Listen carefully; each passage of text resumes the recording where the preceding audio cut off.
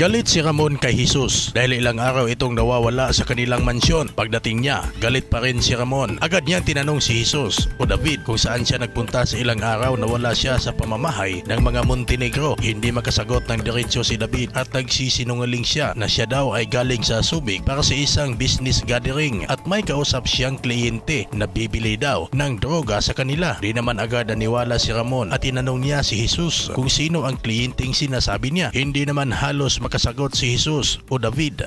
Buti na lang ay agad dumipinsa si Olga at si Olga na ang nagpaliwanag kay Ramon para lang mapagtakpan si David at di mabuko na galing pala siya sa kanyang ama na si Rigor di Magiba. Samantala nagtungo na si Tanggol, Supremo at Amanda at iba pang mga kasamahan sa bahay ng mga kabalyero upang makipagkita kay Senior Facundo. Matatandaan na bago pa man sumang-ayon si Tanggol sa gusto ni Marcelo na sumanib si Tanggol sa kanilang grupo, ay gusto muna nitong makilala ang kanilang amo na si Senior Facundo. Inutos din ito ni Facundo kay Marcelo na siguraduhin di kalidad ang taong ihaharap sa kanya ni Marcelo at ito'y si Tanggol. Sa bahay ng mga kabalyero, pagpasok pa lang ni Tanggol ay napatanong siya kay Mang Berting kung sino ang namatay sa mga kabalyero. Lingid sa kanyang kaalaman na yun pala ang bahay ni Pablo na kanyang pinatay. Samantala nakumbinsi na ni Don Julio si Ramon na pumunta sa mga kabalyero at makidalamhati sa pagkamatay ni Pablo. Parang sinasadya naman ang panahon at si Rigor di Magiba ay pinadala din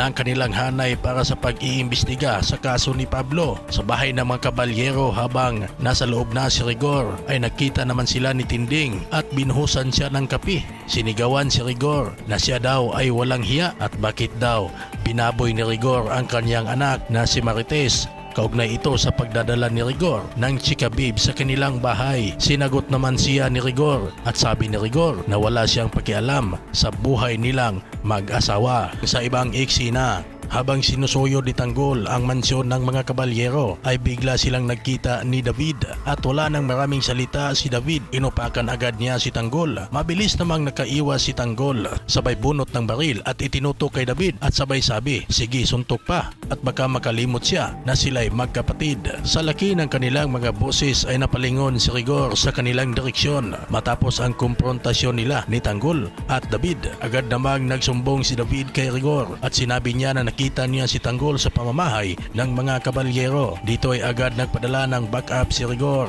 dahil maliban kay Tanggol, marami daw nakita si Rigor na mga armadong grupo. Ito na nga kaya ang pagkakataon na masakuti si Tanggol.